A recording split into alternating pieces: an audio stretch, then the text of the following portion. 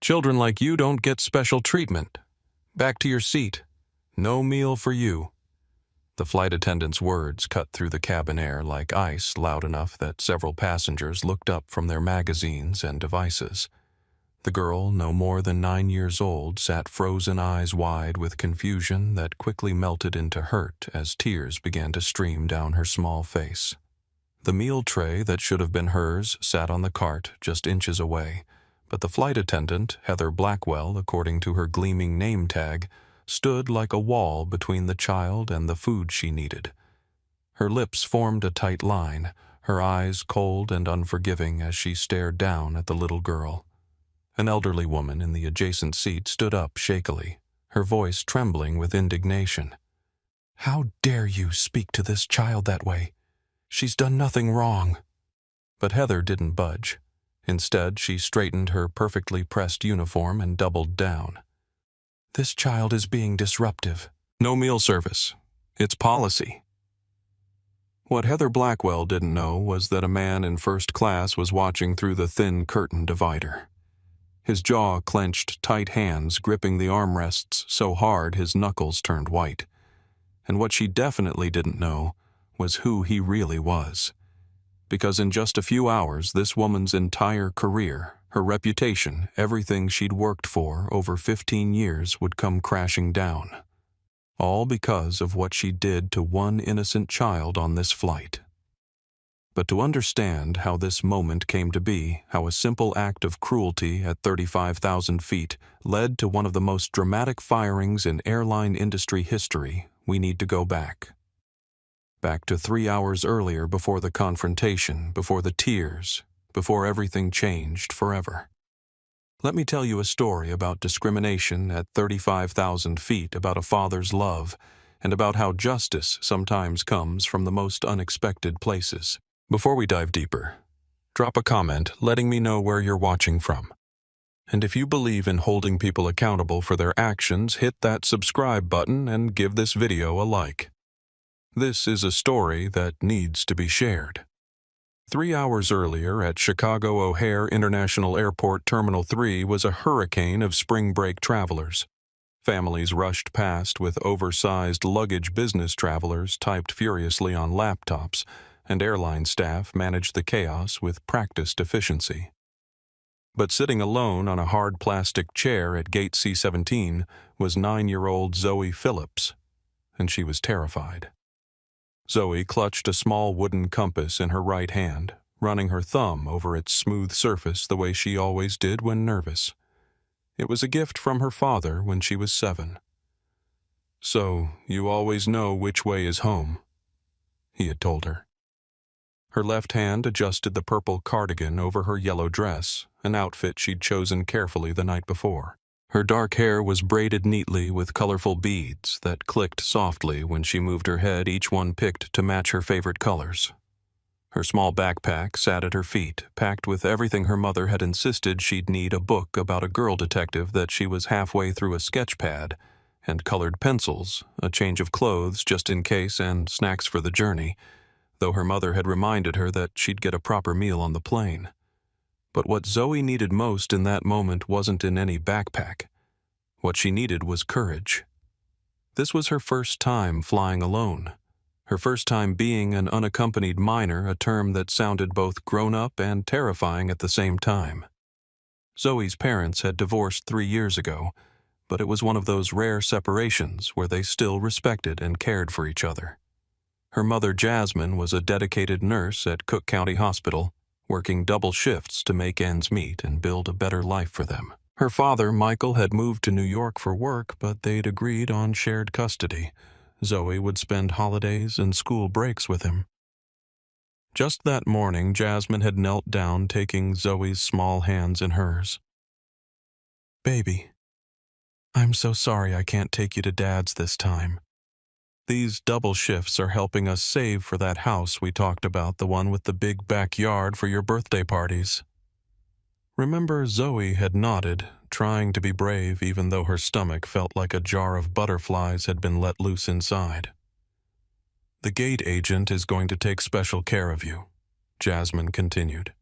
You'll get this cool lanyard that tells everyone you're traveling by yourself, and the flight attendants will check on you the whole time. Dad will be waiting for you the moment you land. Okay? Zoe had hugged her mother tight, breathing in her familiar scent of coconut oil and hospital antiseptic. I'll be okay, Mom. I'm a big girl now. But sitting in that gate area, watching families board together, watching other kids hold their parents' hands. Zoe didn't feel like a big girl at all. She felt small and alone and scared. What if she got on the wrong plane? What if she got lost? What if something happened and nobody helped her? Then a cheerful voice broke through her worried thoughts. You must be Zoe Phillips. A gate agent with warm brown eyes and a bright smile approached, holding a yellow lanyard. Her name tag read Lucia Mendez. I'm Lucia, and I'm going to be your special helper today. This is your unaccompanied minor lanyard. She placed it gently around Zoe's neck. Pretty cool, right? It means everyone on the flight knows you're VIP. Very important passenger. The lanyard held a plastic card with Zoe's name, flight number, destination, and emergency contact information displayed in large, clear font. Now we're going to board you first before everyone else. How awesome is that? And I'll walk you all the way to your seat and introduce you to the flight attendants. They're going to take excellent care of you until we get to New York, where your dad is waiting. Sound good? Zoe nodded, her anxiety easing just a little. Maybe this wouldn't be so bad after all. Maybe being brave wasn't about not being scared. Maybe it was about being scared, but doing it anyway. She remembered what her father had taught her last summer when a girl at day camp had made fun of her hair. They'd been sitting on the porch swing at his apartment watching the sunset paint the New York skyline golden. Zoe Bear, he'd said, using his special nickname for her. I want you to remember something important. You belong everywhere you go. She'd looked up at him confused. What do you mean, Daddy? I mean that sometimes people might make you feel like you don't belong somewhere, like you're not good enough or you're different or you're not welcome.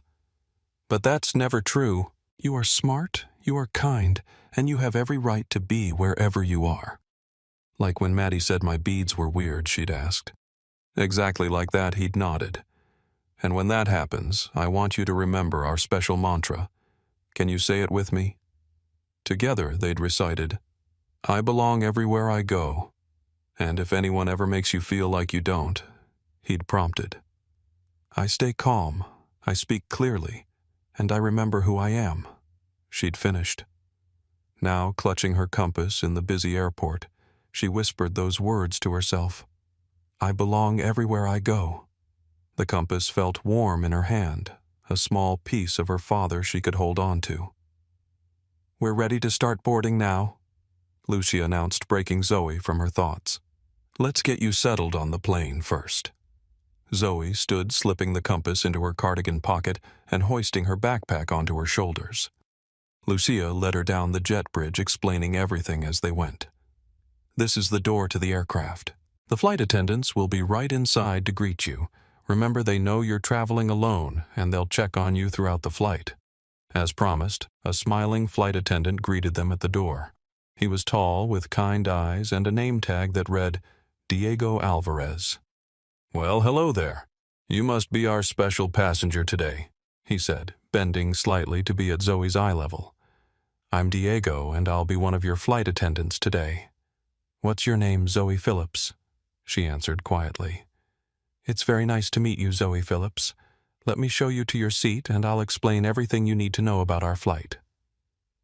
Diego led Zoe down the aisle to seat 14B, a window seat in the middle of the economy cabin. Lucia handed him Zoe's paperwork, which included details about her meal requirements and emergency contacts.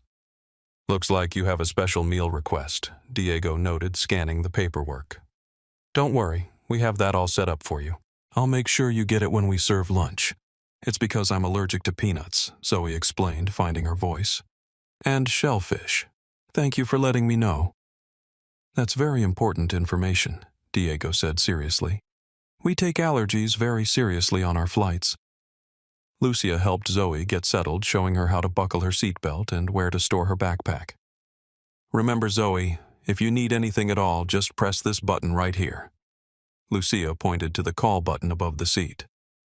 "A flight attendant will come help you, and Diego will be checking on you regularly."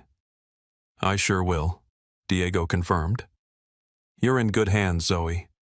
For the first time since arriving at the airport, Zoe felt a small flutter of excitement replace some of the fear. Maybe this adventure would be okay after all. In the crew lounge of Terminal 3, flight attendant Heather Blackwell applied another coat of lipstick, examining her reflection with critical precision. At 39, with 15 years of service at SkyElite Airways, Heather was a veteran of the skies. Her uniform was impeccable. Every pleat knife sharp, every button fastened, her scarf tied with perfect symmetry. Her blonde hair was pulled back into a tight bun that accentuated her sharp cheekbones and keen blue eyes. Those eyes, however, had lost their sparkle years ago. "Another full flight," she muttered to her colleague Sofia Rodriguez, a 31-year-old flight attendant who was scrolling through her phone.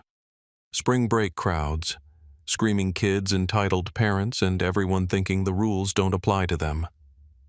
Sophia looked up, barely suppressing a sigh. She'd worked with Heather enough times to recognize the warning signs of a difficult shift ahead.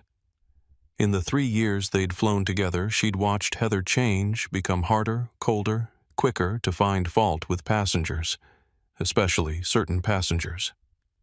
"Kids are part of the job," Heather Sophia said carefully. "Families are what keep the airlines in business.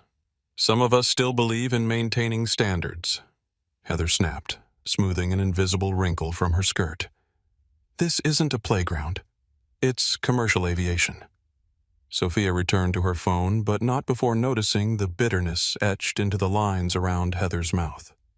The change had become more pronounced in the past 3 months, ever since the incident, as the crew called it, behind closed doors.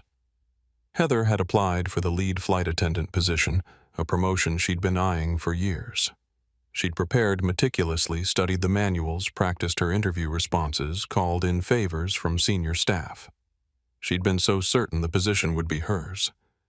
After all, she had seniority, an impeccable record, and had never called in sick in 15 years. Then they'd given it to Taylor Williams instead, Taylor with her business degree and her 5 years of experience.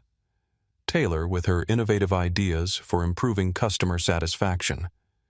Taylor with her effortless rapport with both crew and passengers. Taylor, who was 28, 11 years younger than Heather. The rejection had cracked something fundamental in Heather's professional facade. She'd filed a formal complaint claiming age discrimination, but the airline had documentation showing Taylor's customer service scores were consistently higher. The complaint was dismissed. Since then, Heather had become increasingly rigid, increasingly unforgiving, increasingly selective about which passengers deserved her courtesy. "Looks like we're on flight 847 together," Sophia said, checking the crew assignments on her tablet. "New York JFK," Heather nodded curtly. "Who else? Diego Alvarez in economy with us, Victoria Murray as lead." Something flickered across Heather's face at the mention of Victoria, a shared understanding, perhaps. Victoria Murray, 45, had been with the airline for 20 years and was known for her traditional approach to service. She and Heather had flown together for over a decade, and Victoria had been one of the few to openly support Heather's complaint about the promotion. "At least Victoria runs a proper service," Heather said, applying a final touch of powder to her nose. "Not like some of these younger leads who think we're here to be the passengers' best friends." Sophia said nothing, remembering the time she'd seen Victoria and Heather deliberately slow-walk service to a group of Middle Eastern businessmen, or the time they'd forgotten to offer meal choice to a Hispanic family in premium economy. "We should head to the gate," Sophia said instead, gathering her belongings. "Boarding starts in 30 minutes. "I'll meet you there," Heather replied. "I need to speak with Victoria first." As Sophia left the lounge, she couldn't shake the feeling that this flight would be different. Something in the air, perhaps, or something in Heather's eyes, sharper than usual, more brittle. She sent up a small prayer that the next few hours would pass without incident. She had no idea how spectacularly that prayer was about to be ignored.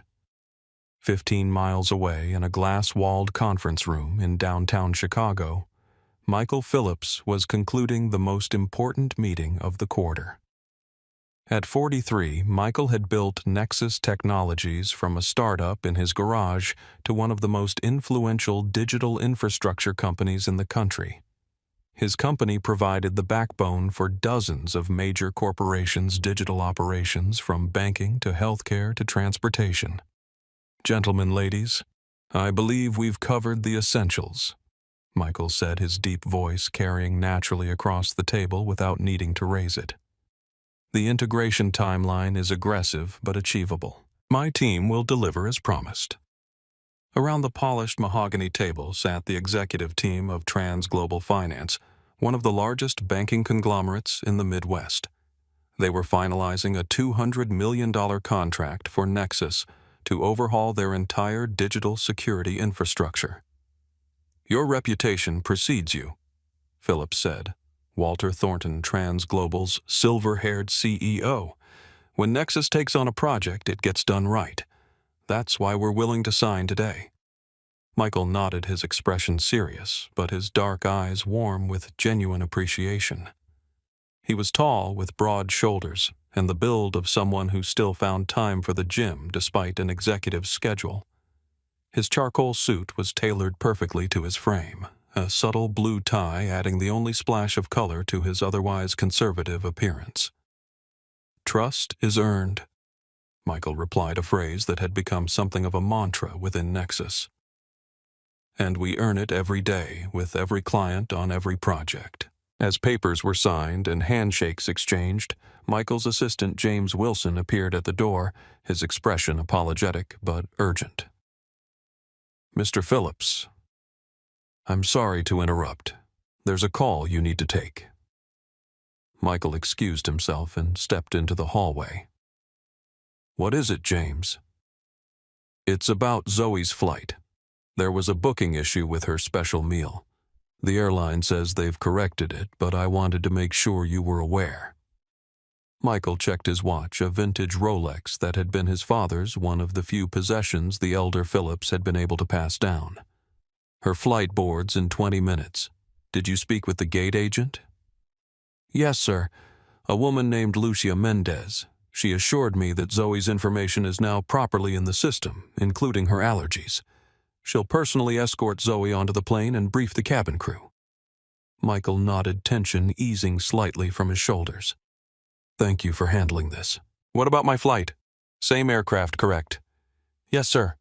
You're in first class on SkyElite 847, departing at 1:15 p.m. If you leave now, you'll make it with time to spare." Michael glanced back at the conference room where the Trans Global team was gathering their materials. "The contract is signed. Make sure legal has everything they need, and I'll call in from New York tomorrow for the implementation kickoff." "Already arranged, sir. Your car is waiting downstairs." As they walked toward the elevator, Michael asked, "Which airline did you say Zoe is on again?" "SkyElite Airways, sir. The same as yours." Michael's expression darkened momentarily. "Interesting coincidence. Did you know our infrastructure contract with SkyElite is up for renewal next month? $350 million for their entire booking system, passenger management platform, and crew scheduling software." James nodded, pulling up the relevant file on his tablet. "Yes, sir. We have a preliminary meeting with their CTO next week to discuss terms. Move it up. I want to meet with them while I'm in New York, after I've had a chance to evaluate their service quality firsthand." "Absolutely, Mr. Phillips." As the elevator doors closed, Michael took out his phone and pulled up a photo of Zoe smiling broadly on her last birthday, her beaded braids catching the sunlight. A fierce protectiveness washed over him, as it always did when he thought of his daughter traveling alone. And James monitored Zoe's flight status continuously. "I want updates on any irregularities, no matter how small." "Of course." Michael slipped the phone back into his pocket, his mind already mapping contingencies. Most people saw only the successful CEO, the businessman whose digital empire connected millions. Few ever glimpsed the father who would move heaven and earth to protect his little girl. Fewer still understood how thoroughly Michael Phillips had learned to navigate a world that didn't always welcome him with open arms. 3 years ago, Heather Blackwell had been a different flight attendant. Not warm, perhaps warmth had never been her strong suit, but professional, efficient, even occasionally kind in her own reserved way. The change had been gradual, then sudden. Like water slowly rising against a dam until one tiny crack appears, and everything gives way at once. It wasn't just losing the promotion. It was what the loss represented, that her type of service, her understanding of professionalism, her entire approach to her career was being phased out. Younger flight attendants like Sophia and Diego focused on passenger experience and emotional intelligence rather than the strict adherence to protocol that Heather had built her identity around. Victoria Murray understood. They'd come up through the ranks together, had weathered the industry's changes side by side. They'd seen service standards relaxed, uniform requirements loosened, the crisp formality that once defined air travel, gradually replaced by a casual, customer-focused approach that felt foreign to them both. You can't fight the direction of the wind, Victoria had told her after the promotion debacle, but you can control your own vessel. And Heather had taken that advice to heart. She'd begun creating her own standards, her own metrics for which passengers deserved her best service. She'd begun keeping a mental tally which types of travelers were polite and which were demanding, which followed the rules and which expected exceptions, which spoke to her as an equal and which treated her as a servant. Patterns emerged in her mind. Convenient patterns that aligned with pre-existing notions she'd never fully acknowledged. 6 weeks ago, she'd encountered a black businessman who'd requested a different meal in business class, claiming his special order hadn't been recorded correctly. "I'm sorry, sir, but we only carry what's listed in the system," she'd informed him crisply, not offering alternatives. 20 minutes later, when a white woman made an identical request in the same cabin, Heather had found a solution, cobbling together components from different meal options to accommodate her. Diego had noticed. "We could have done the same for the gentleman in 4C, he'd pointed out quietly. "He was rude," Heather had replied dismissively. She asked nicely. Diego had given her a long look but said nothing more. The incident report he'd filed afterward had disappeared from the system within 48 hours, one of several that seemed to vanish after passing through Victoria's review. Small incidents accumulated. A Hispanic mother whose request for extra water for formula was treated as an imposition. A Middle Eastern student whose bag was scrutinized more thoroughly than others. An Asian family whose English Heather claimed not to understand, though they spoke with perfect clarity. Each time there was a justification. Each time there was a policy cited. Each time there was a subtle reinforcement of who belonged in which spaces, who deserved which levels of service. And each time the wall between Heather Blackwell and her humanity grew a little higher, a little thicker, a little more impenetrable. Michael Phillips boarded SkyElite Flight 847 with the practiced efficiency of someone who flew weekly. He nodded politely to the flight attendants at the door, stowed his carry-on in the overhead bin, and settled into seat 1A without fuss or ceremony. Sophia Rodriguez approached with a warm smile. "Welcome aboard, Mr. Phillips. May I offer you a pre-departure beverage, water, please? No ice." "Certainly." She returned promptly with the water served in an actual glass rather than plastic. "Is this your final destination, or are you connecting in New York?" "Final destination." "Business." Sophia nodded, appreciating his directness. Some first-class passengers demanded conversation. Others preferred privacy. The good ones, like Michael, made their preferences clear without being rude. "If you need anything during the flight, please don't hesitate to ask. We'll be serving lunch about an hour after takeoff." Michael thanked her, then glanced toward the economy cabin. "Actually, I have a question. My daughter is on this flight, an unaccompanied minor. Would it be possible to check on her before takeoff?" Of course, sir.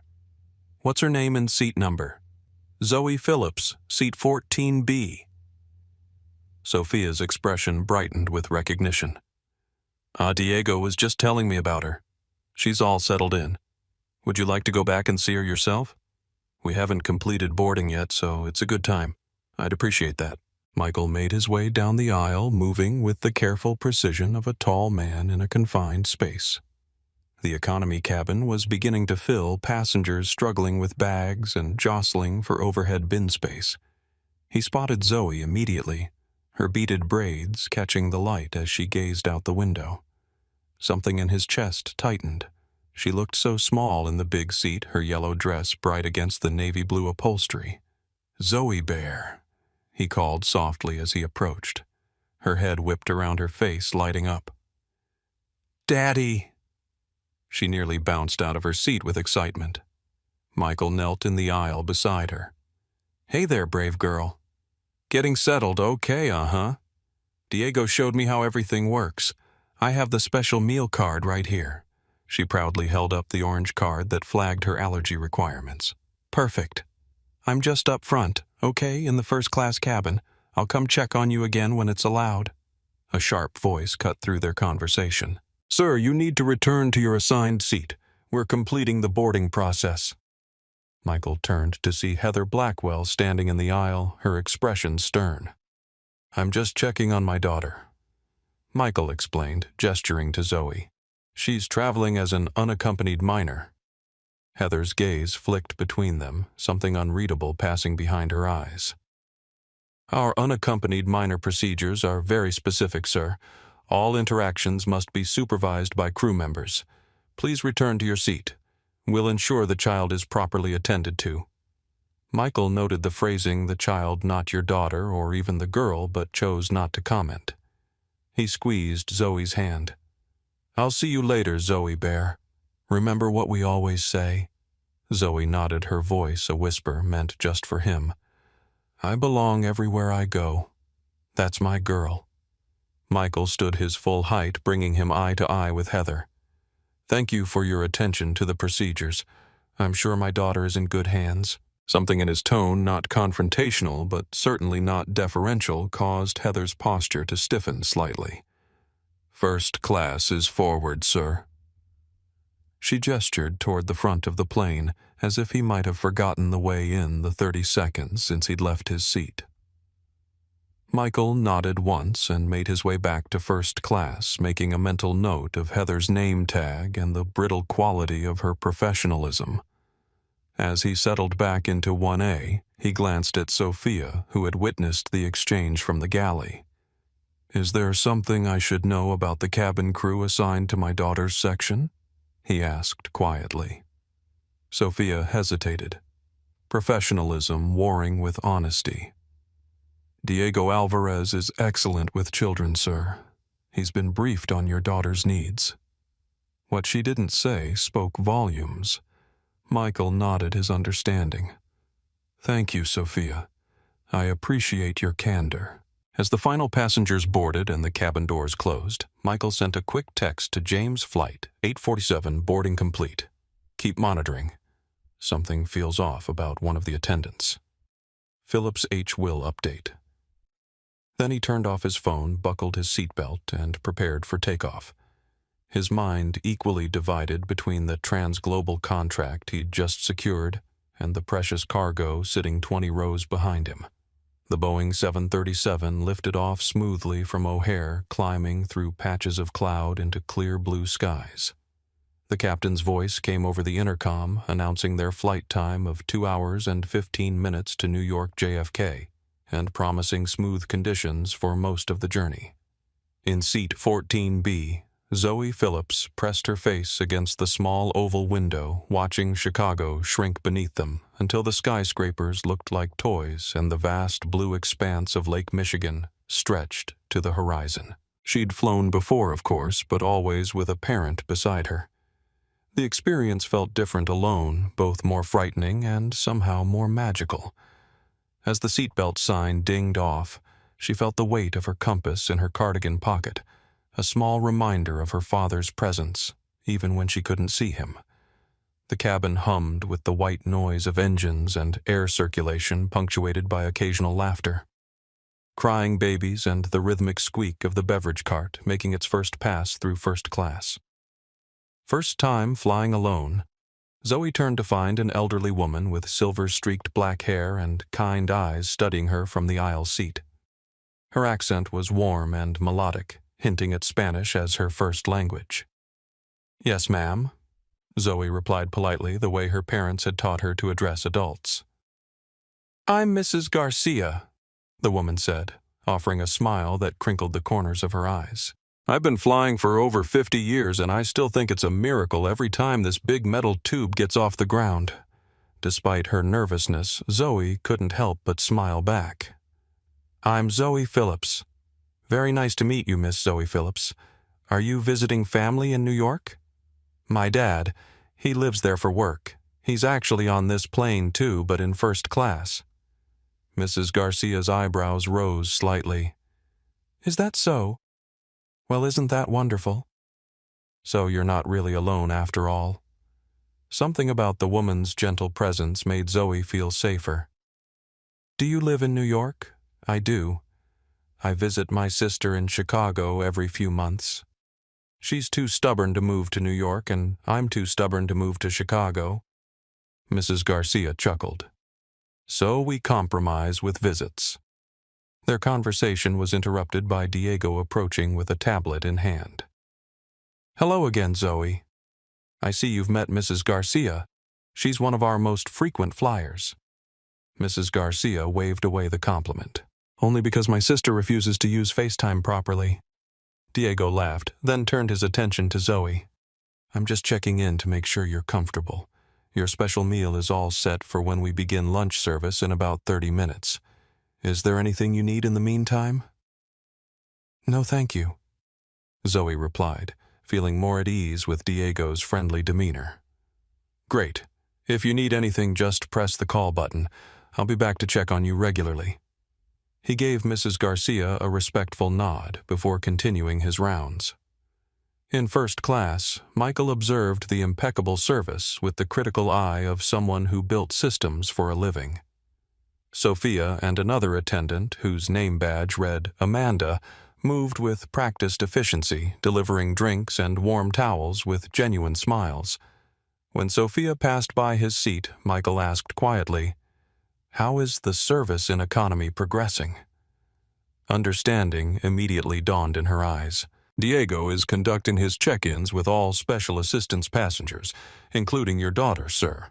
The meal service will begin shortly, starting from the front of economy." "Thank you." Michael sipped his water, noting the time. Precisely on schedule, Sophia began preparing the first-class meal service, a choreographed routine of tablecloths, appetizers, and wine offerings. Meanwhile, in the economy galley, Diego was carefully reviewing the special meal orders on his tablet. "We have 7 special meals," he informed Heather and Victoria as they prepared the carts. 2 vegetarian, 1 kosher, 1 gluten-free, and 3 allergy-related, including the unaccompanied minor in 14B. Her meal is specially tagged, "No peanuts, no shellfish." Victoria nodded briskly. "I'll handle the special meals. Heather, you take the first cart with the regular options. Diego, you handle beverages." "Actually," Diego interjected carefully, "since I've already checked in with the UM in 14B, maybe I should deliver her meal just for continuity." Heather's expression tightened almost imperceptibly. "We follow standard service protocol Alvarez, front to back, section by section. Victoria will handle the special meals as lead." Diego hesitated, then nodded. "Of course. I just thought." "Less thinking, more working?" Victoria cut him off. "We have a full flight to feed." The service began smoothly enough. Diego maneuvered the beverage cart down the narrow aisle, offering drinks with a smile. Heather followed with meal options, her service technically perfect if somewhat cold. Victoria prepared the special meals in the galley, placing each one on a tray with its corresponding allergy or dietary card. When Victoria brought Zoe's special meal to the cart, she placed it carefully on the lower shelf. Seat 14B allergy meal for the unaccompanied minor. No peanuts, no shellfish. I'll make sure she gets it, Heather replied, not looking up from arranging the regular meal trays. As the meal service progressed toward the middle of the cabin, Zoe began to feel hungry. She watched as passengers in the rows ahead received their meals, the aroma of hot food making her stomach growl audibly. "Won't be long now," Mrs. Garcia reassured her.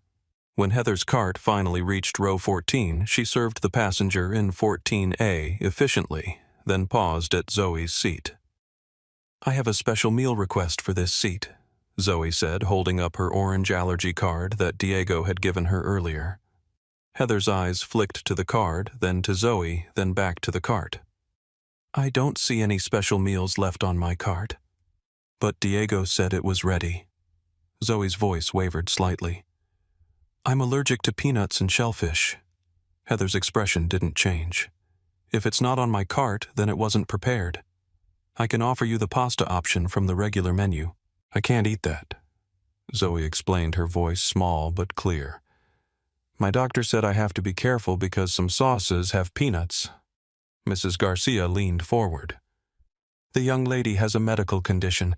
Surely there must be a mistake. Can you check with your colleagues?" Something shifted in Heather's expression, a hardening, a withdrawal. "I'm in the middle of service, ma'am. I can't abandon my cart to track down a meal that was likely never prepared."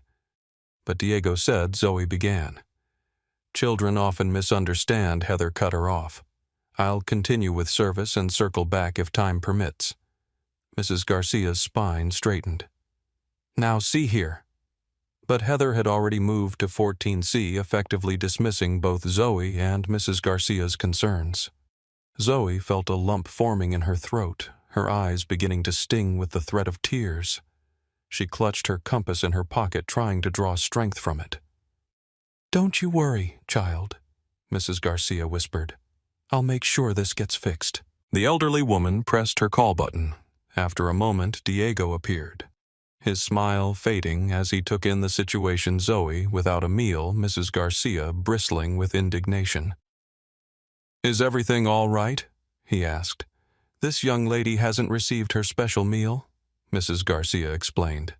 "Ms. Blackwell said it wasn't on the cart." Diego frowned. "That's strange. I personally saw it prepared and placed on the cart. Let me check the galley." He hurried away, returning minutes later with a covered tray. "Here we go, Zoe. Your special meal just as promised." Relief washed over Zoe's face. "Thank you, Diego. You're welcome. I'm sorry for the confusion." As Diego set the tray on Zoe's table, Heather returned, her eyes narrowing at the scene. "Alvarez, you're disrupting my service pattern," she said, voice clipped. "Just delivering a missing special meal," Diego replied evenly. "That meal wasn't authorized for distribution yet. I was going to circle back after completing the main service." Diego's expression betrayed momentary confusion, but it was prepared and marked for 14B. There was no reason to withhold it. "You know very well that we serve front-to-back special meals included," Heather insisted. "You've created an exception that disrupts the entire service." "She's a child with food allergies," Diego said quietly. "Exceptions are permitted for medical needs." Heather's jaw tightened. Without another word, she reached over and took the still-covered meal from Zoe's tray table. "What are you doing?" Mrs. Garcia demanded. "Maintaining proper service protocol," Heather replied coldly.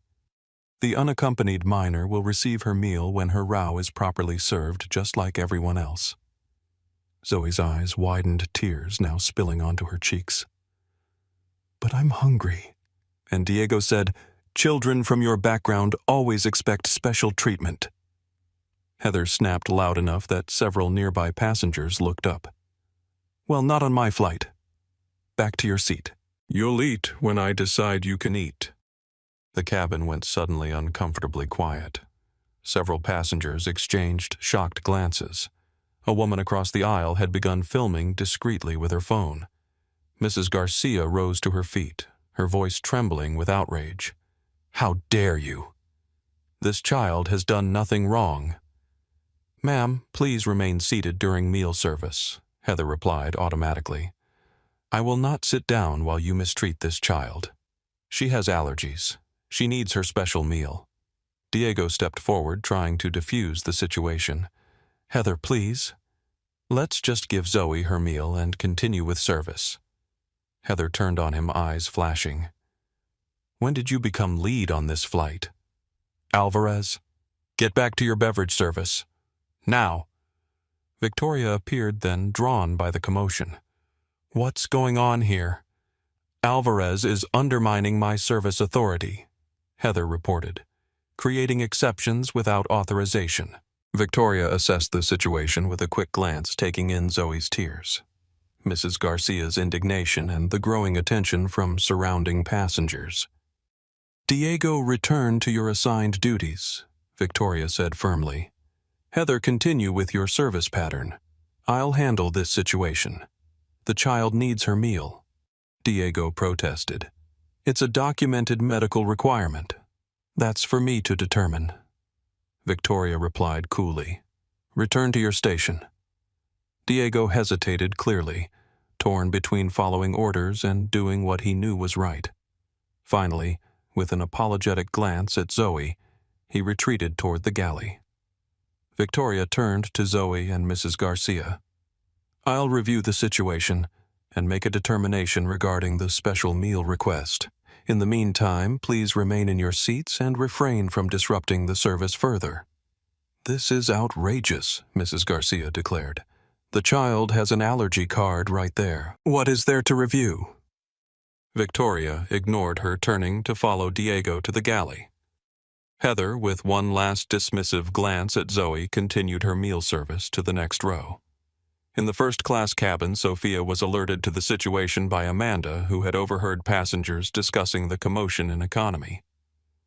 There's an issue with the child's meal, Amanda whispered. The unaccompanied minor in 14B. Sophia's eyes widened. Mr. Phillips' daughter, Amanda, nodded. Apparently, Heather took her meal away. Sophia's professional demeanor cracked slightly. She did what? That's what the passengers are saying. Something about service protocol. Sophia glanced toward Michael Phillips, currently focused on his laptop while enjoying his first-class meal. A sense of dread settled in her stomach. I need to check on this, she decided. Can you cover first class for a moment? Of course. Sophia made her way to economy, where she found Victoria and Diego in a heated, whispered argument in the galley. You can't deny a child with documented allergies her special meal, Diego was insisting. It's not just unprofessional, it's dangerous. The issue isn't the meal, Victoria replied tersely. It's the disruption of service procedures. Heather has every right to maintain her service flow. What's happening? Sophia interrupted. Both turned Victoria with annoyance, Diego with relief. The UM in 14B hasn't received her special meal, Diego explained quickly. Heather took it away, claiming I was disrupting service protocol by delivering it out of sequence. The child with allergies. Mr. Phillips's daughter, Sophia, clarified, alarm growing. Victoria's expression changed subtly at the name Phillips. Mr. Phillips, as in the first-class passenger. Yes, he's the girl's father, Sophia confirmed. He specifically asked about her welfare earlier. Victoria and Diego exchanged glances. Victoria's considerably more concerned than before. I wasn't aware of the connection, Victoria said, her tone moderating. Perhaps in this case, an exception. But it was too late. From the cabin came the distinct sound of raised voices. All three rushed to the aisle to find a scene unfolding that would change the course of their careers. Heather had returned to row 14 this time with a water bottle that she placed on Zoe's tray table. Since you can't have the regular meal options, you'll have to make do with this until we can sort out your special request, she said, her tone making it clear that sorting out was a low priority. But Diego already brought my special meal, Zoe said, her voice wobbling but determined. You took it away. I've explained the service procedure, Heather replied coldly. The fact that you're traveling alone doesn't entitle you to special treatment. Mrs. Garcia had had enough. This is discrimination. Plain and simple. Ma'am, please lower your voice, Heather warned. I will not. This child has been nothing but polite. She has a medical need, and you're treating her like she's done something wrong. Other passengers had begun to chime in. Yeah, just give the kid her meal. What's the big deal? She's just a little girl. I'm recording this. This isn't right. Heather's face flushed with anger and embarrassment. All of you need to settle down. I am following company procedures. No, you're not. Diego interjected, stepping forward from the galley. SkyElite procedure specifically states that passengers with documented medical dietary needs receive priority meal service regardless of cabin position. Stay out of this, Alvarez Heather hissed, but Diego stood his ground. I'm getting Zoe's meal from the galley. Now! As he turned to go, Heather grabbed his arm. Don't you dare undermine me. The confrontation had escalated beyond professional disagreement into public spectacle. Passengers throughout the economy cabin were watching many filming with their phones. And then, cutting through the tension like a knife, came a calm, authoritative voice from the front of the economy section. Excuse me, I believe there's a problem with my daughter's meal. All eyes turned to see Michael Phillips standing in the aisle, his expression composed but his eyes taking in every detail of the scene. Sir, please return to your seat, Victoria said, stepping forward. We're handling a service issue. Michael's gaze moved from Victoria to Heather to Zoe, who sat with tears streaming down her face. Zoe, Bear, are you okay? He asked, his voice gentle despite the tension radiating from his posture. Zoe sniffled. They took away my special meal, Daddy. Diego brought it, but then she took it away. Michael's attention shifted to Heather, his expression hardening. You denied my daughter her meal. The one specifically prepared for her documented allergies. Heather, realizing she was now facing an adult rather than a child, adjusted her approach. Sir, we have specific service procedures. Answer the question.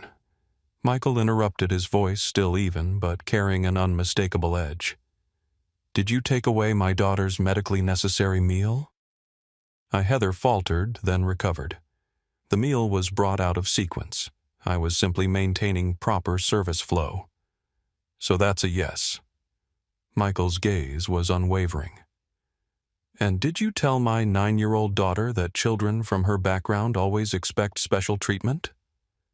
The cabin had gone completely silent. Even the ambient noise of the engines seemed to fade as every passenger waited for Heather's response. Sir, you're misunderstanding. I don't believe I am. Michael turned to Mrs. Garcia. Ma'am, you were sitting next to my daughter. Did this flight attendant refuse to serve her meal and make that statement? Mrs. Garcia nodded firmly. Yes, she did. Exactly those words. I have never seen such treatment of a child in all my years of flying. Michael turned back to Heather. Thank you for the clarification. Now I'd like to speak with the lead flight attendant immediately. Victoria stepped forward, her expression a careful mask of professional concern. I'm Victoria Murray, the lead on this flight. Sir, I assure you we take these matters very seriously. Do you? Michael asked. Because from where I'm standing it appears that you've allowed a member of your crew to discriminate against my daughter, deny her medically necessary food, and cause her public distress. Is that taking things seriously in your view? Victoria's professional veneer cracked slightly. Sir, there seems to have been a miscommunication. There was no miscommunication. Diego interrupted, unable to remain silent. I personally prepared Zoe's meal according to her allergy card. I personally brought it to her seat. Ms. Blackwell personally removed it, citing protocol. There's nothing to miscommunicate. Victoria shot Diego a warning look, which he ignored. And when I attempted to address the situation, Diego continued. I was ordered back to my station. Michael nodded once, processing this information. I see. And you are Diego Alvarez, sir, flight attendant. Thank you for your honesty, Mr. Alvarez. Michael turned back to Victoria. I'd like my daughter's meal brought to her immediately. Then I'd like your full names, employee IDs, and the name and contact information of your immediate supervisor. Sir, perhaps we can discuss this privately, Victoria began. There's nothing to discuss? Privately, Michael replied. My daughter was publicly mistreated. The resolution will be equally public. The standoff continued for a tense moment until Sophia stepped forward with a covered tray.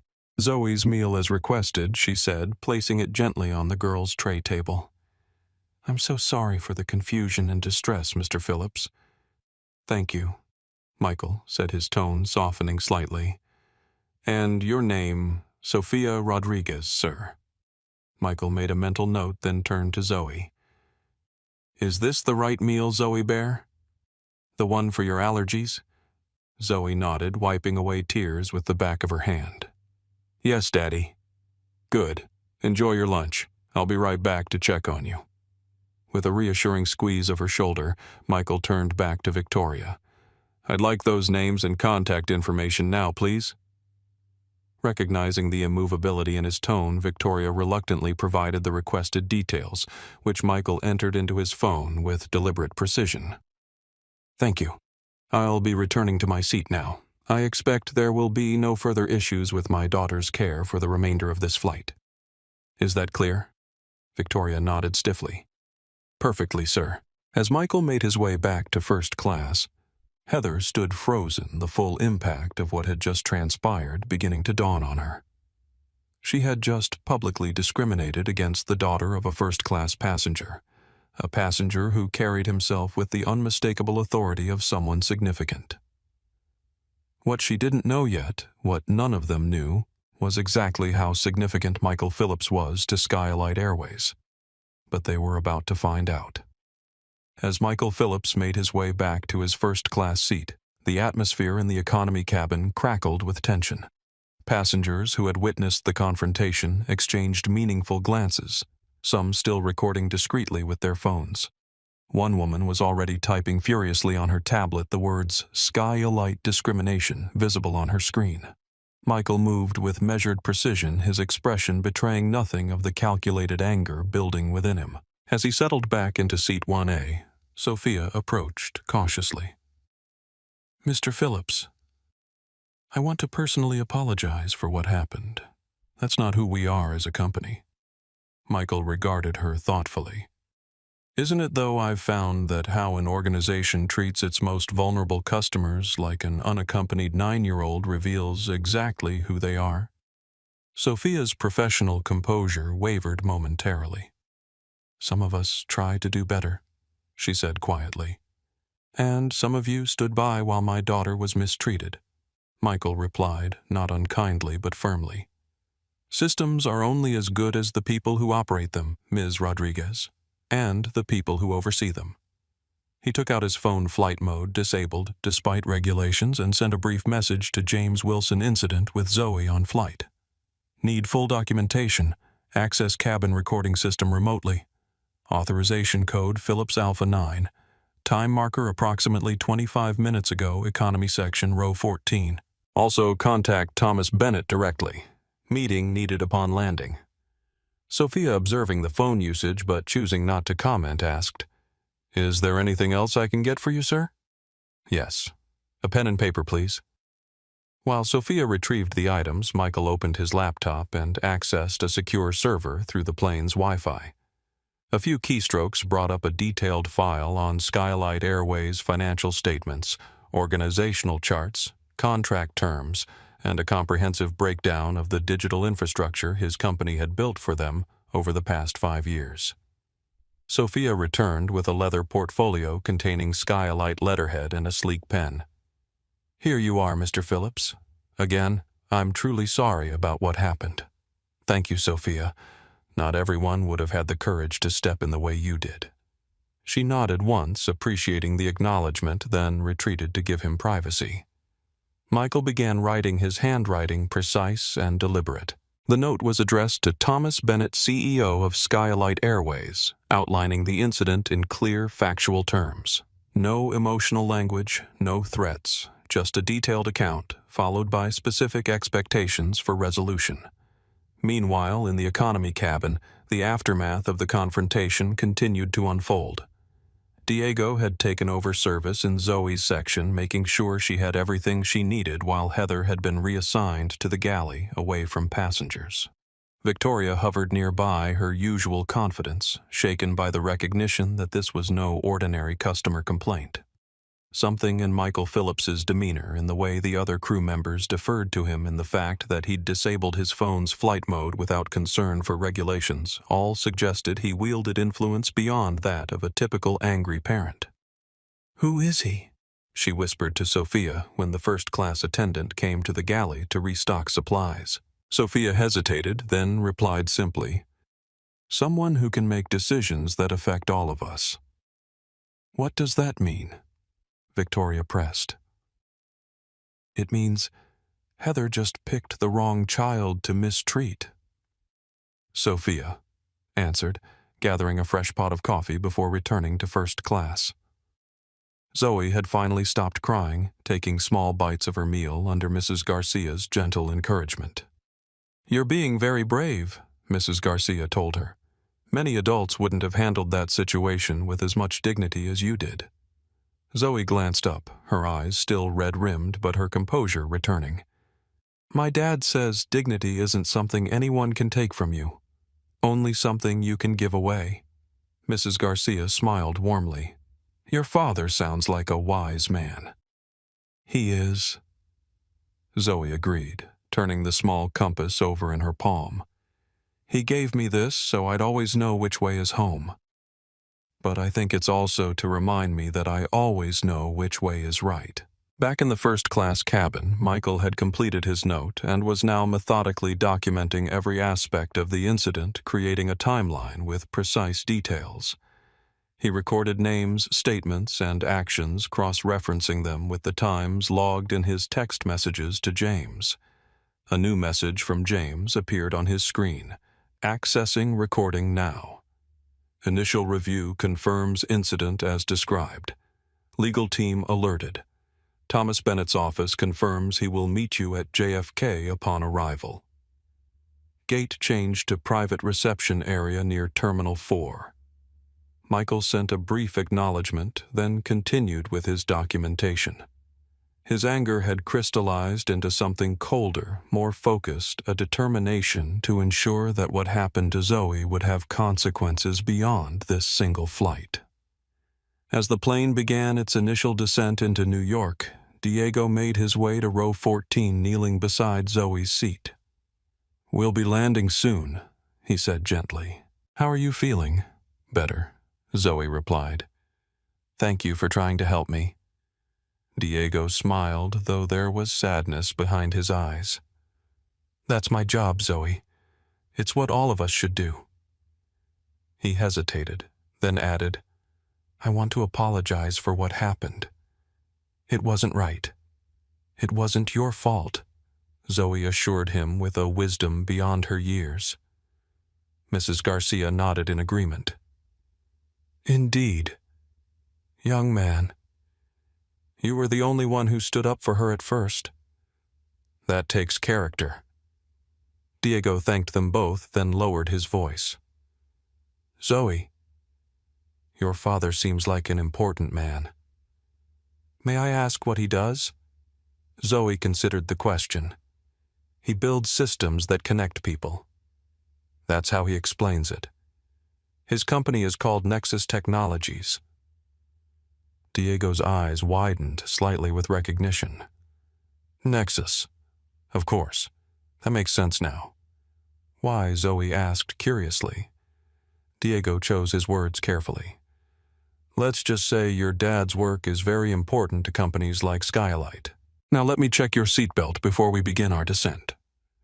As he moved away to check other passengers, Diego caught Sophia's eye from across the cabin. They exchanged a knowing look, both recognizing that they were witnessing the prelude to significant change.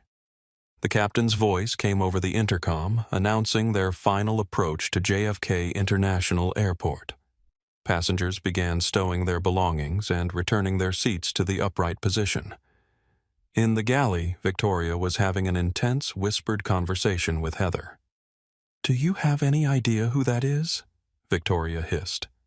"Some executive who thinks the rules don't apply to his family," Heather replied defensively, though her usual confidence had clearly been shaken.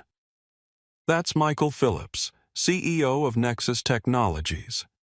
Heather stared blankly. "For God's sake." "Heather, they provide our entire digital infrastructure, booking systems, crew, scheduling, passenger management, everything. Their contract with us is worth hundreds of millions." The color drained from Heather's face as the implications began to sink in. "I was just following service protocol." "No, you weren't." Victoria cut her off. "You were being vindictive to a child because she received attention you didn't control. I defended you because we've worked together for years, but even I can see this was indefensible." "What's going to happen?" Heather asked, her voice suddenly small. "I don't know," Victoria admitted. "But whatever it is, it's already in motion." As the aircraft touched down on the runway at JFK, a series of text messages activated a protocol that few at SkyElite even knew existed. In the executive offices at the airline's headquarters, Thomas Bennett was already in crisis mode. His team assembled to address what internal communications were describing as a high-priority customer incident with potential contractual implications. The plane taxied to the gate, and the captain's voice announced, "Ladies and gentlemen, welcome to John F. Kennedy International Airport. Local time is 3:42 p.m., and the temperature is 68 degrees. Please remain seated with your seatbelts fastened until the aircraft comes to a complete stop and the seatbelt sign has been turned off. At this time, we'd like to ask that all passengers remain seated upon arrival to allow a special assistance passenger to deplane first. Thank you for flying with SkyElite Airways." Michael gathered his belongings, then made his way back to row 14 where Zoe was waiting with Mrs. Garcia. "Ready to go, Zoe Bear?" he asked, his demeanor noticeably softer when addressing his daughter. Zoe nodded, collecting her backpack. "Can Mrs. Garcia come with us? She was really nice to me." Michael turned to the elderly woman with genuine gratitude. "We'd be honored if you'd accompany us, ma'am. I'd like to thank you properly for looking out for my daughter, Mrs." Garcia smiled. "It was nothing, Mr. Phillips. Any decent person would have done the same. Unfortunately, that wasn't my daughter's experience today," Michael replied, "which makes your kindness all the more valuable." As they prepared to exit, Diego approached. "Mr. Phillips, I just wanted to say I know exactly what you did and didn't do today." "Mr. Alvarez?" Michael interrupted, his tone measured. "And I'll make sure the right people know as well." Diego nodded, understanding the dual meaning in Michael's words. The trio made their way to the front of the aircraft where Victoria and Heather stood at the exit. Victoria managed a professional smile. "Thank you for flying with SkyElite Airways, Mr. Phillips. Again, I want to express our deepest apologies for any inconvenience." "Inconvenience?" Michael repeated, his voice quiet but carrying such authority that Victoria immediately fell silent. "Is that what you call what happened today? An inconvenience?"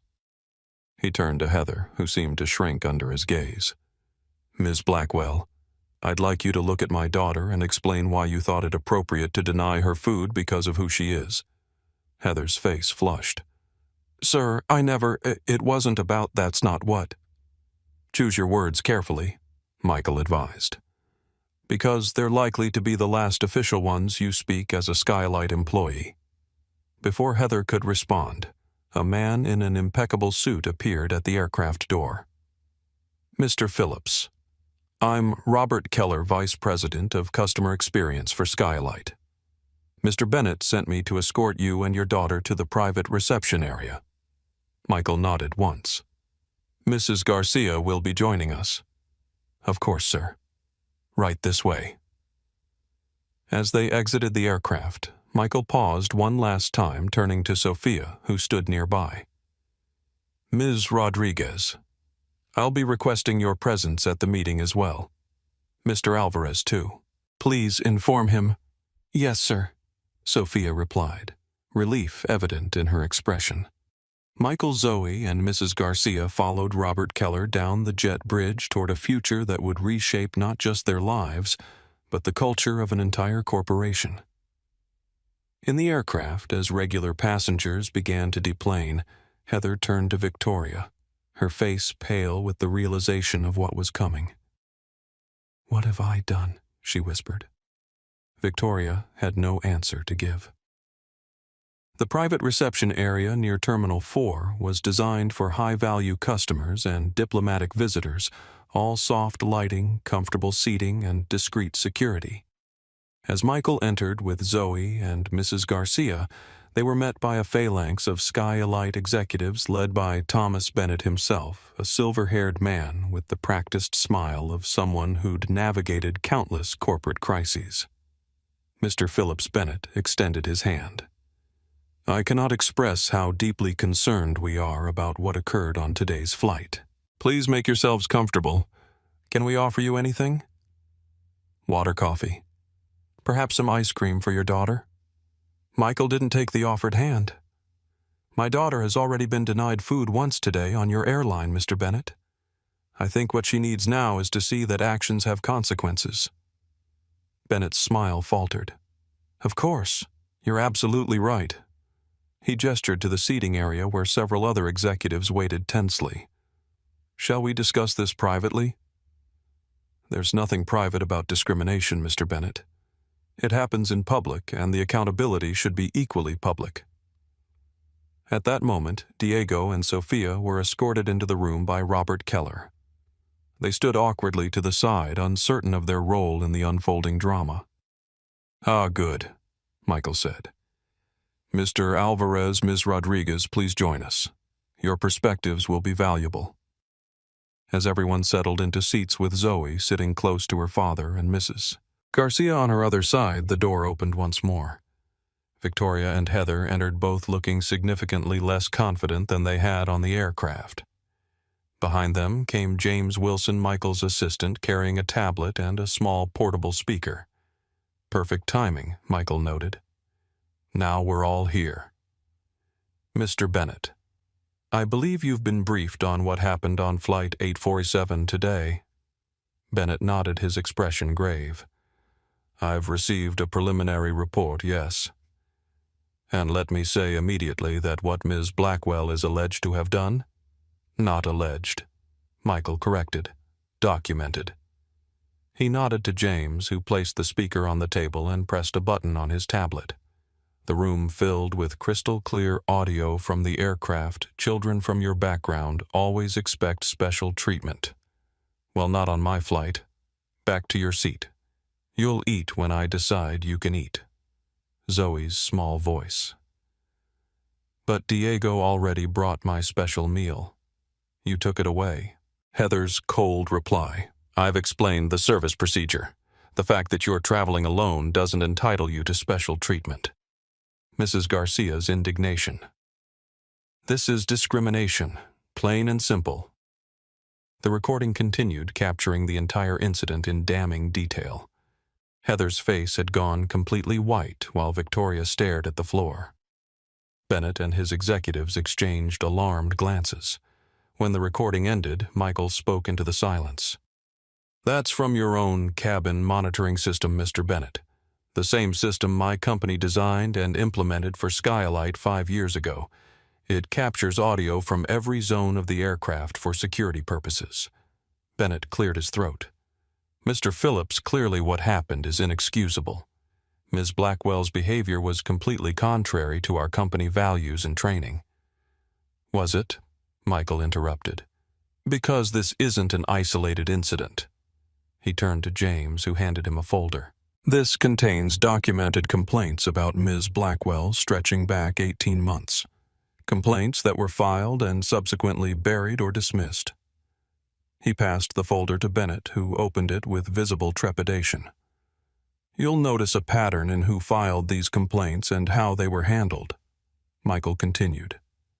"Ms. Blackwell has been selectively discriminating against passengers of color, particularly women and children, for quite some time, and Ms. Murray has been protecting her." Victoria's head snapped up. "That's not true. I would never." "The documentation suggests otherwise," Michael replied calmly.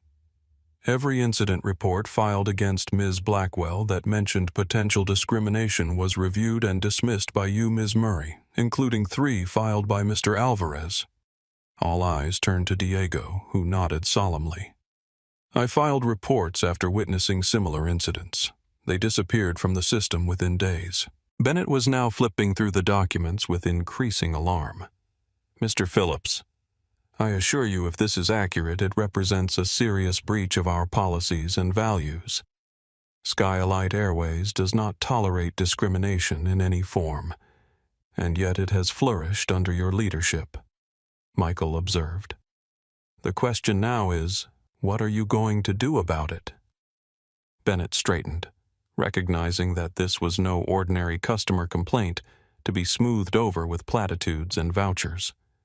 This was an existential threat to both his company's reputation and its operational capacity, given Nexus Technologies' role in their digital infrastructure.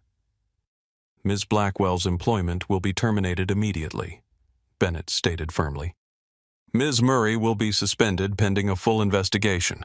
We'll conduct a comprehensive review of our complaint procedures and crew training with particular focus on bias prevention and accountability." "Not good enough," Michael replied, his voice still calm but brooking no argument. I'm sorry," Bennett faltered. "Tell me, Mr. Bennett, what's the value of SkyElite's contract with Nexus Technologies?" The question hung in the air, its implications clear to everyone in the room. $350 million over 5 years? Bennett answered, tension evident in his voice. "Renewable next month. And what would happen to SkyElite's operations if those systems went offline?" "Even temporarily," Bennett paled. "It would be catastrophic. Our entire booking platform crew, scheduling, maintenance, tracking, everything runs on Nexus infrastructure." Michael nodded. "So you understand the leverage I have in this situation." "But this isn't about leverage, Mr. Bennett. It's about transforming a culture that allowed my 9-year-old daughter to be publicly humiliated because of how she looks." He leaned forward slightly. "Here's what's going to happen. Yes, Miss Blackwell's employment ends today. Yes, Ms. Murray will face appropriate consequences for her enabling behavior. But more importantly, SkyElite Airways is going to implement a completely new protocol for unaccompanied minors, one that includes comprehensive anti-bias training for all customer-facing staff, zero-tolerance policies for discrimination, and transparent accountability mechanisms." Bennett nodded quickly. "We can certainly develop such a protocol." "It's already developed," Michael interrupted, handing over another document. "The Zoe Protocol, named after my daughter whose dignity your employee tried to strip away today." Bennett accepted the document, scanning its contents with visible surprise. "This is remarkably comprehensive. How did you produce this so quickly? Because the ideas in it aren't new, Mr. Bennett. They're the same recommendations that advocacy groups have been making to your industry for years, recommendations that have been consistently ignored because implementing them wasn't seen as profitable or necessary." Michael gestured to Zoe, who sat quietly observing the proceedings with remarkable composure for a child her age. "My daughter's experience today proves just how necessary they are." Bennett looked genuinely contrite as he addressed Zoe directly. "Young lady, on behalf of SkyElite Airways, I want to offer you our most sincere apology. What happened to you today should never happen to any child or any person on any of our flights." Zoe regarded him solemnly. "Are you going to make sure it doesn't happen to other kids?" "Yes," Bennett promised. We absolutely are. Zoe nodded, satisfied with his answer in a way that the adult's corporate maneuvering hadn't achieved. Michael returned his attention to Bennett. The Zoe Protocol will be implemented across all SkyElite operations within 30 days. I'll provide technical support from Nexus at no additional cost to integrate it into your existing systems.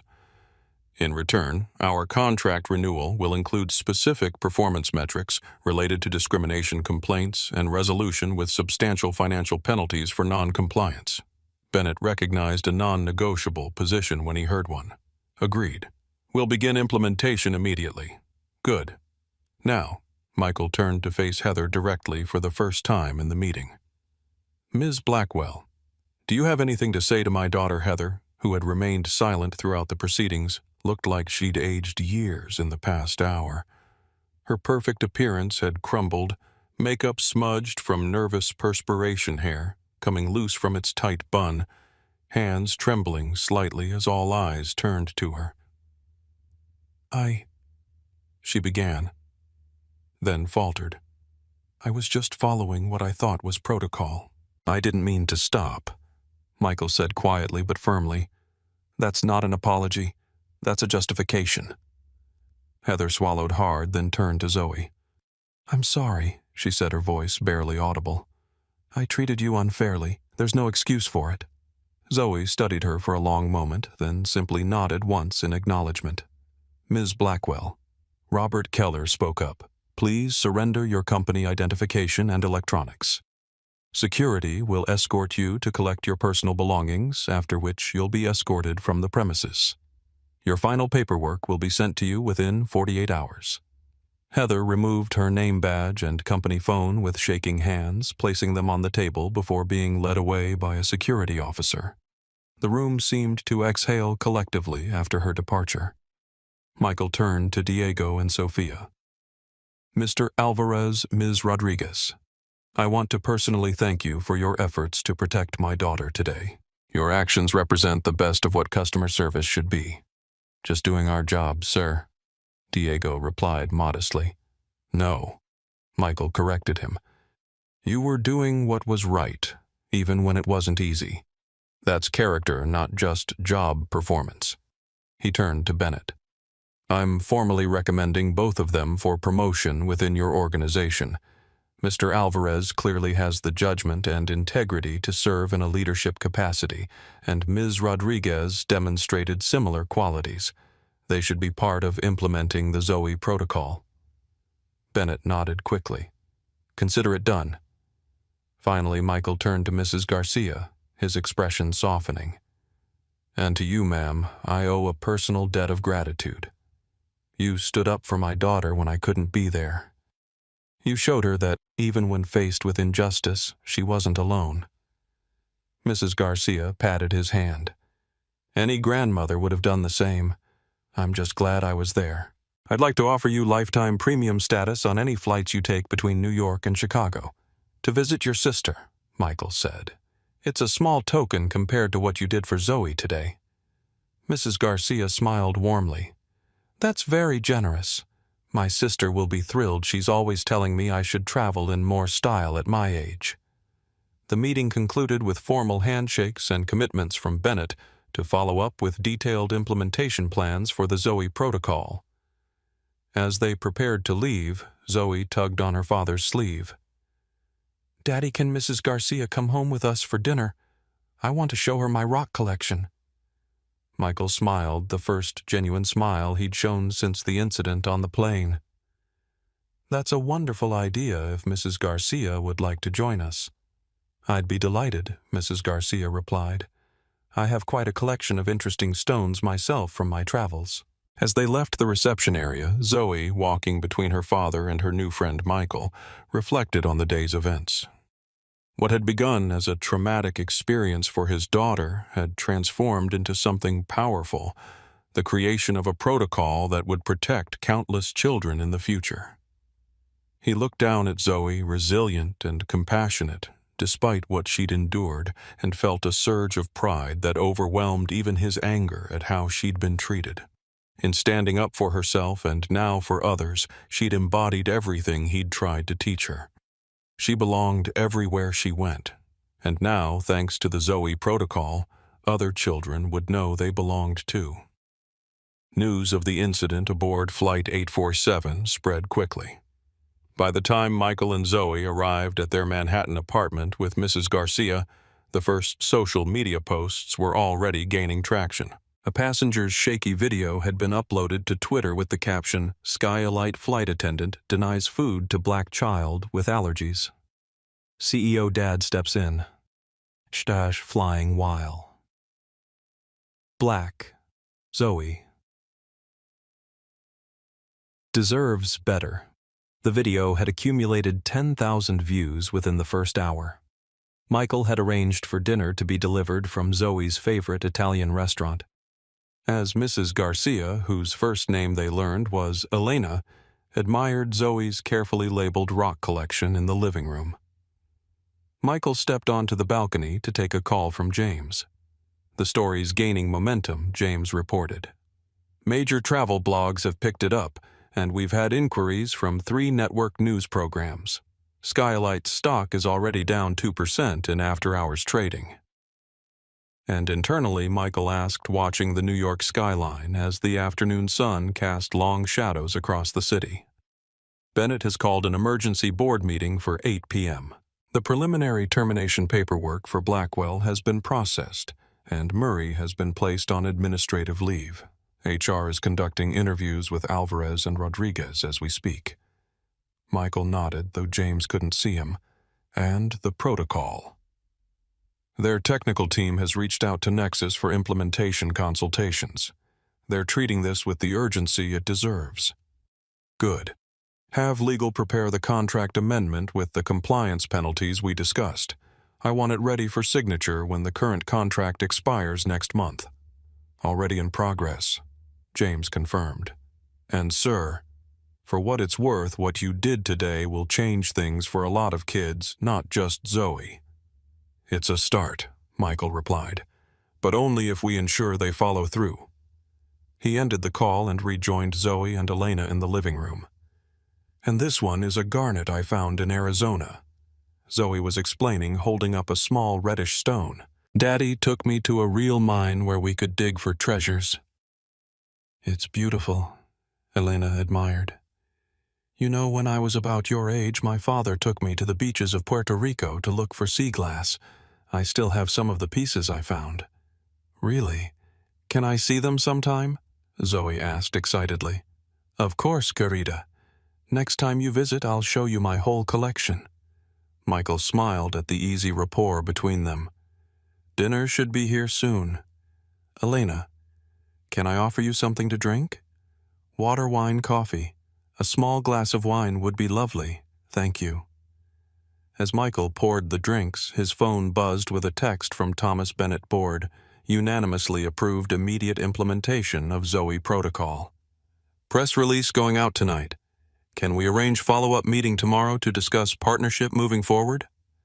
Michael typed a brief response. James will coordinate. Expect comprehensive documentation and accountability metrics to be central to our continued relationship. The doorbell rang, announcing the arrival of dinner. As they gathered around the table, Michael observed how Zoe had already begun to recover from the day's trauma. Children were resilient, but they also absorbed lessons both good and bad from every experience. Today, Zoe had learned that injustice could be confronted, that standing up for oneself mattered, and that there were always people willing to help if you looked for them. Daddy Zoe said between bites of pasta, "Is the lady who was mean to me going to lose her job forever?" Michael considered how to answer truthfully while remaining age-appropriate. Ms. Blackwell won't be working for SkyElite anymore. Her actions had consequences. But what will she do now? Won't she be sad? Elena exchanged a glance with Michael, impressed by the child's capacity for empathy, even toward someone who had hurt her. She'll find another job, Michael assured her. But hopefully she'll learn from this experience and make better choices in the future. Zoe nodded, processing this. Like when I was mean to Jasmine at school last year and you made me apologize and then help her with her science project. Something like that, Michael agreed. Actions have consequences, but they can also lead to growth and change. Do you think she'll change? Michael sighed softly. I don't know, Zoe Bear. That's up to her. But what I do know is that the airline is going to change because of what happened to you today. They're creating something called the Zoe Protocol to make sure other children are treated better. Zoe's eyes widened. They named it after me. They did. Because your experience is going to help protect other kids.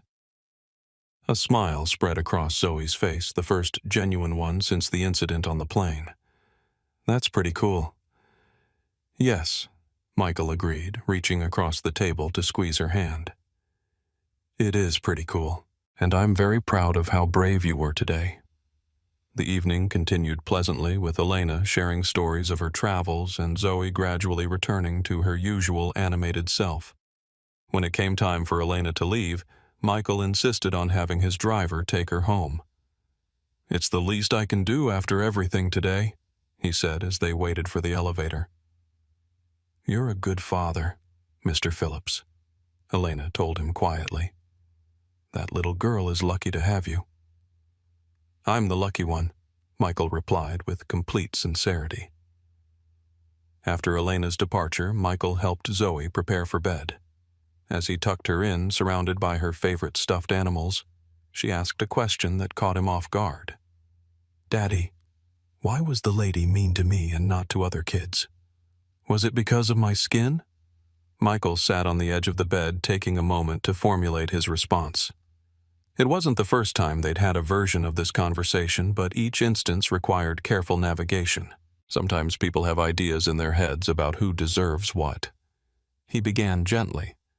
Those ideas aren't based on who you really are or what you've done. They're based on what you look like or where you come from. And those ideas are wrong, Zoe. They're always wrong. But why do they think that way? That's a big question, Michael acknowledged. People learn those ideas from others or from what they see around them. Sometimes they're afraid of differences or they want to feel special by making others feel less special. But here's what I want you to remember. Their wrong ideas don't change who you are. You are smart, kind, and valuable. Always. Zoe nodded, her eyes serious. Like our mantra. Exactly like our mantra. Want to say it together? They recited in unison. I belong everywhere I go. Michael kissed her forehead. Sleep well, Zoe Bear. Tomorrow's a new day. As Zoe drifted off to sleep, Michael retreated to his home office where the real work was just beginning. The next 48 hours would determine whether SkyElite Airways merely weathered a PR crisis or truly transformed its culture. He intended to ensure it was the latter. The following morning brought a flurry of developments. The video of the incident had gone viral overnight, accumulating over 1 million views and spawning numerous articles across travel blogs, news sites, and social media platforms. #Zoe Protocol was trending with users sharing their own experiences of discrimination while traveling. SkyElite's stock had dropped 4% at market opening. Thomas Bennett had issued a formal statement. SkyElite Airways acknowledges and deeply regrets the inexcusable treatment of a young passenger on yesterday's Flight 847. The actions of our employee violated our core values and commitment to treating all passengers with dignity and respect. Effective immediately, the employee involved has been terminated, and we are implementing a comprehensive new protocol to ensure such incidents never occur again. The Zoe Protocol, named after the affected child, will establish new standards for the care of unaccompanied minors and strengthen our commitment to equality and inclusion throughout our operations. We are grateful for the opportunity to learn and grow from this experience and are committed to rebuilding trust with all our passengers. Michael reviewed the statement with James over breakfast while Zoe watched cartoons in the living room, still in her pajamas. It's a start, Michael conceded. But words are cheap. I want to see action. You will, James assured him. The technical integration team from Nexus is meeting with their IT department as we speak. The first training modules are being developed, and HR is reviewing crew records for similar complaints that may have been buried. Michael nodded, taking a sip of coffee. And Alvarez and Rodriguez, both called into headquarters this morning. Alvarez is being offered the position of training coordinator for the new protocol with a substantial promotion. Rodriguez is being promoted to lead flight attendant effective immediately. Good. Michael checked his watch. The meeting with Bennett is at 11 yes at their corporate offices. Legal has prepared the contract amendments as requested. Michael smiled slightly. I think I'll bring Zoe along. She should see how her experience is creating change. James raised an eyebrow. Are you sure that's appropriate? The discussions might be, she can wait in the reception area with you during the technical discussions, Michael clarified. But I want her to be part of the formal protocol announcement. She earned that right yesterday. At precisely 11 o'clock, Michael entered the executive conference room at SkyElite Airways New York headquarters, flanked by his legal team. Thomas Bennett greeted them with the forced cheer of a man trying to salvage a critical business relationship. Michael, thank you for coming. We're eager to move forward constructively after yesterday's unfortunate events. Let's be clear about something from the start, Michael replied, taking a seat at the conference table. What happened to my daughter wasn't unfortunate. It was discriminatory, it was deliberate, and it was indicative of broader cultural problems within your organization. Bennett's smile faltered. Yes, of course. You're absolutely right. That's why we're committed to implementing the Zoe Protocol immediately and comprehensively. For the next 2 hours, they discussed the technical and operational details of the protocol implementation. Michael's team outlined specific benchmarks, reporting requirements, and accountability mechanisms that would be tied to the contract renewal. SkyElite's executives, recognizing the precariousness of their position, agreed to all terms with minimal negotiation. The protocol itself was comprehensive, enhanced training for all customer-facing staff on implicit bias, recognition, and prevention. Special certification requirements for crew members working with unaccompanied minors. Digital tracking system for all passengers with real-time status updates available to parents. Independent review board for discrimination complaints including external auditors. Transparent reporting of complaint resolutions on a quarterly basis. Financial incentives for crew members who receive positive feedback from passengers with special needs. Regular mystery passenger tests to ensure compliance with anti-discrimination policies. As the meeting concluded, Bennett asked, "Will you make a joint announcement with us about the protocol? Your endorsement would carry significant weight." Michael considered the request. "I'll participate on one condition. I want Diego Alvarez and Sofia Rodriguez present as well. They should be recognized for doing the right thing when others didn't." Of course, Bennett agreed quickly. "They're actually here today for their promotion interviews. I can arrange for them to join us immediately." Michael nodded. "And I'd like my daughter to be present for the announcement portion. This protocol bears her name. She should be part of introducing it to the world." Bennett seemed surprised, but agreed. "We'd be honored to have her." James brought Zoe in from the reception area, where she had been reading a book while waiting. She was dressed in a purple dress with a matching headband, looking every bit the poised young lady her parents had raised her to be. Diego and Sofia joined them shortly afterward, both looking slightly overwhelmed by the rapid turn of events in their careers. When Diego saw Zoe, he gave her a friendly wave, which she returned with a smile. The announcement was held in SkyElite's press room with photographers and journalists from major networks in attendance. Bennett spoke first, outlining the protocol and expressing the company's commitment to transformation. Then Michael took the podium, Zoe standing beside him. "Yesterday, my daughter experienced something no child should ever face," he began. "She was denied a meal, denied dignity, denied basic courtesy not because of anything she did, but because of how she looked. As her father, I could have simply filed a complaint and moved on, but that would have solved nothing for the next child who boards a flight alone. He placed a hand gently on Zoe's shoulder. The Zoe Protocol isn't just about protecting unaccompanied minors, though that's certainly part of it. It's about acknowledging that the travel experience isn't equal for everyone and taking concrete steps to change that reality. It's about building systems that ensure fairness, even when bias tries to interfere. It's about accountability that goes beyond words to measurable actions and results. Michael gestured to Diego and Sofia, who stood nearby. I want to acknowledge Mr. Alvarez and Ms. Rodriguez, whose courage in standing up for what was right made a crucial difference yesterday. They represent the best of what customer service should be, and I'm pleased that SkyElite has recognized their value with well-deserved promotions. Turning back to the audience, he concluded, the true test of the Zoe Protocol will come in the months and years ahead as it moves from concept to everyday reality. Nexus Technologies is committed to supporting this transformation, not just as a business partner, but as part of our broader commitment to creating digital systems that serve everyone equally. Thank you.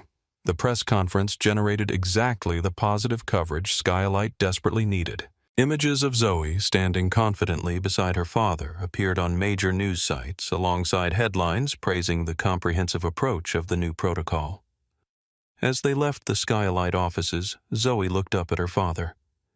Did we make things better? Daddy Michael squeezed her hand. We sure did, Zoe Bear. We sure did. In the days and weeks that followed, the ripple effects of what had happened on Flight 847 continued to spread. Heather Blackwell found herself effectively blacklisted from the commercial aviation industry.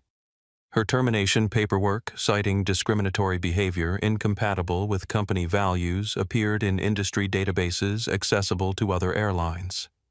Job applications were met with polite rejections or silence. Eventually, she found work as a receptionist at a small accounting firm, a position that required the same attention to detail but significantly less authority over others. Victoria Murray's administrative leave extended to 4 weeks, as SkyElite conducted a thorough investigation of her tenure as lead flight attendant. The inquiry uncovered a pattern of buried complaints and selective enforcement of rules. Though she wasn't terminated, she was demoted to regular flight attendant status and assigned to a remedial training program focused on bias recognition and prevention. Diego Alvarez embraced his new role with enthusiasm, helping to develop training modules that used the Flight 847 incident as a case study in how not to treat passengers. His expertise and personal experience made the training particularly effective, and crew members consistently rated his sessions as eye-opening and valuable. Sofia Rodriguez thrived as a lead flight attendant, mentoring newer staff members with an emphasis on compassion and equal treatment for all passengers. Her crews consistently received higher customer satisfaction ratings than others, particularly from families traveling with children. Elena Garcia became a regular visitor to the Phillips household. Her warmth and wisdom provided Zoe with a grandmother figure she hadn't had before, and her weekly visits became something both looked forward to eagerly. SkyElite Airways. After an initial stock dip saw their public perception scores improve significantly as they implemented the Zoe Protocol with transparent reporting and visible changes. Industry publications noted the protocol as a potential new standard for airlines worldwide, and 3 competing carriers reached out to SkyElite about adopting similar measures. For Michael and Zoe, life gradually returned to normal, though with a deeper appreciation for the impact one voice could have when raised against injustice.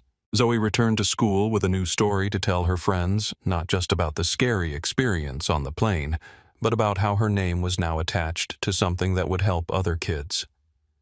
The most meaningful moment came 6 weeks later when Zoe needed to fly back to Chicago to visit her mother.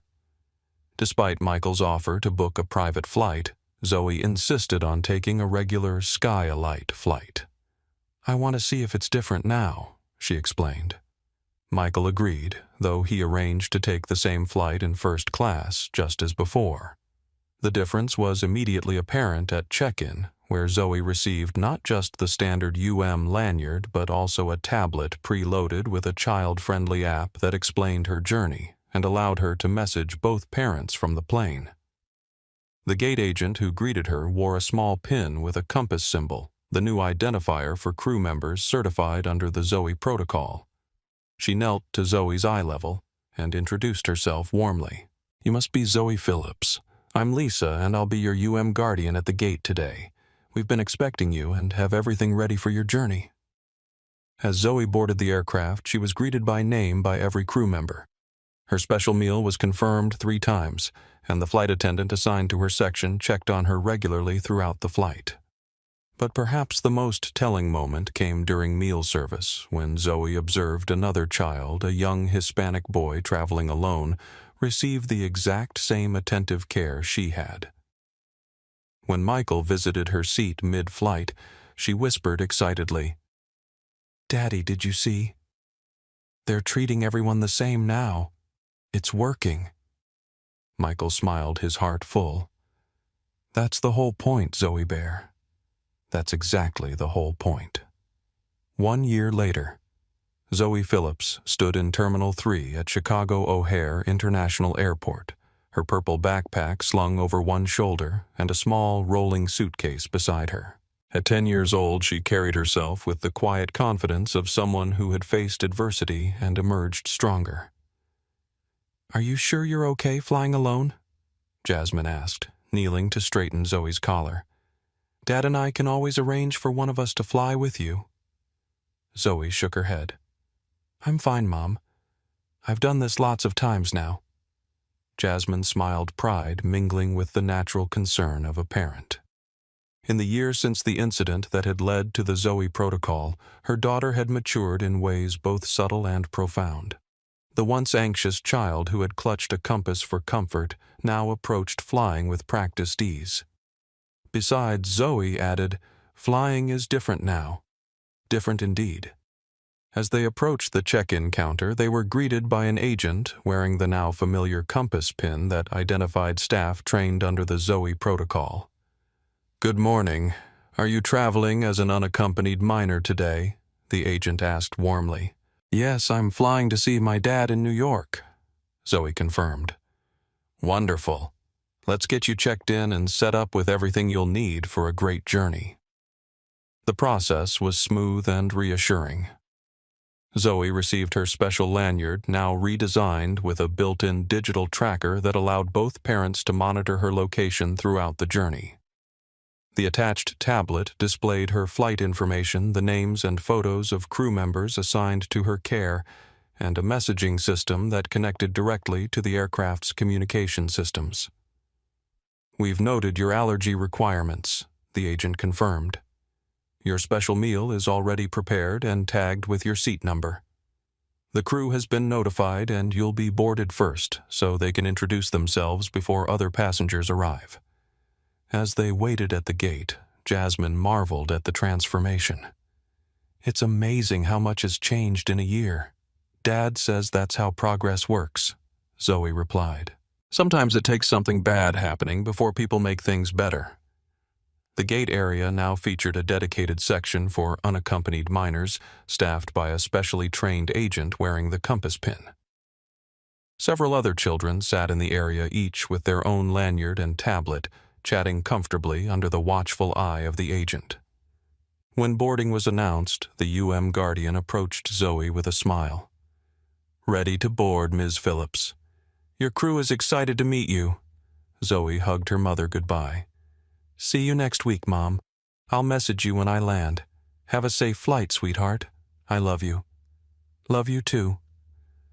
As Zoe walked down the jet bridge, there was no trace of the anxiety that had marked her first solo journey a year before. The flight attendant at the aircraft door greeted her by name. "Welcome aboard, Zoe. I'm Carlos, and I'll be your primary guardian for today's flight. Let me show you to your seat and introduce you to the rest of the crew." Her seat 14B, just like before now, featured a welcome card with her name and a small compass charm, a symbolic reminder of the protocol that bore her name. Carlos knelt beside her seat to explain the tablet functions. If you need anything at all, just press this button. I'll be checking on you regularly, but this lets you reach me anytime. Your special meal is already prepared and we'll serve it as soon as we reach cruising altitude." "Thank you," Carlos Zoe replied politely. "It's an honor to have you on our flight, Zoe. You know, every crew member learns about you during their Zoe Protocol training. You've made flying better for a lot of kids." Zoe smiled, a mixture of shyness and pride crossing her face. "My dad says sometimes change needs a catalyst." Carlos chuckled. "Your dad sounds very wise. He's in first class today, right? I'll make sure he can visit once we're in the air." As other passengers boarded, Zoe observed how the crew greeted each unaccompanied minor with the same careful attention she had received. There were 6 UMs on the flight representing various backgrounds and ages, but all received identical care and consideration. Once at cruising altitude, Michael made his way back to economy to check on Zoe. "How's it going, Zoe Bear?" he asked, crouching in the aisle beside her. "Great, Carlos already brought my special meal and the tablet has games and movies." Michael smiled. "Quite a difference from last year, isn't it?" "Yeah. I was just thinking about Mrs. Garcia.